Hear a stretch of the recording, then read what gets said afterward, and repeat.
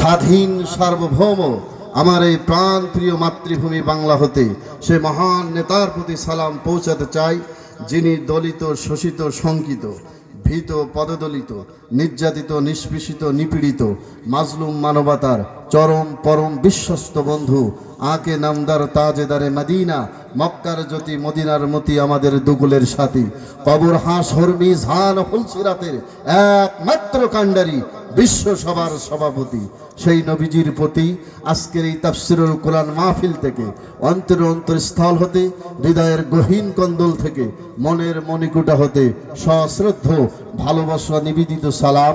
সকলে বলছি সাল্লাল্লাহু আলাইহি ওয়াসাল্লাম। সম্মানিত উপস্থিতি, আমি আপনাদের সামনে জ্ঞানবিজ্ঞানের অফুরন্ত ভাণ্ডার, মহান প্রভুর মুক্ত বুদ্ধিতে বিভাসিত, লাহে মাহফুজ থেকে প্রত্যাগত, ভাষা নৈপুণ্যতা, বাক্য বিন্যাসের চিরবিস্ময় মহাগ্রন্থ কোরআনুল করিমের 21তম সূরা সূরাতুল আম্বিয়ার প্রথম আয়াতে কারিমা তেলাওয়াত করেছি।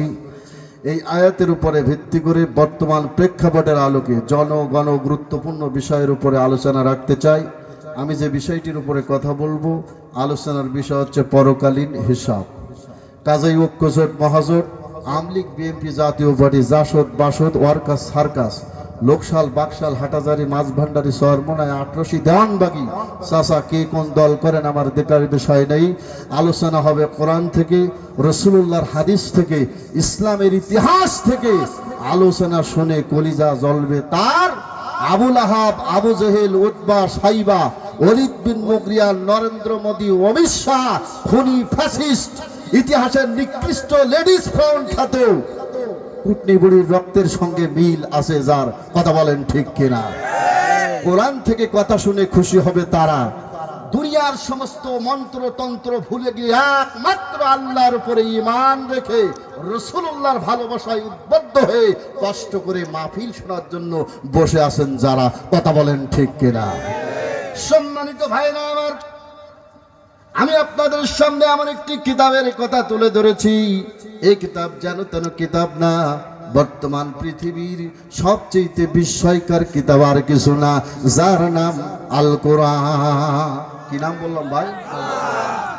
এই পৃথিবীর শক্তিশালী রাষ্ট্র America, Japan, Germany, Italy, Hong Kong, China, Russia, India, সবচেয়ে শক্তিশালী রাষ্ট্রের শক্তিশালী কম্পিউটার, সুপার কম্পিউটারের ভিতরে এই কোরআনুল কারীমকে ভরে দেওয়া হলো।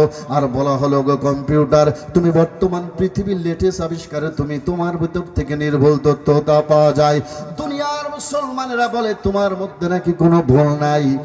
ও কম্পিউটার, তোমার ভিতরে কোরআনুল কারীমকে ভরে দেওয়া হলো, তুমি একটু মেহেরবানি করে কোরআন শরীফের ভুল ধরে দাও। সম্মানিত ভাইরা আমার, কোরআনুল কারীমকে কম্পিউটারের মধ্যে যখন ভুল ধরার জন্য ভরে দেওয়া হলো, কম্পিউটার অ্যান্সার করে দিল, this is a book, no doubt about it. এমন একটি গ্রন্থ যার মধ্যে কোনো ডাউট নেই, যা কিছু আছে 100% সলিড। চিৎকার দিয়ে বলা যাবে কি সুবহানাল্লাহ।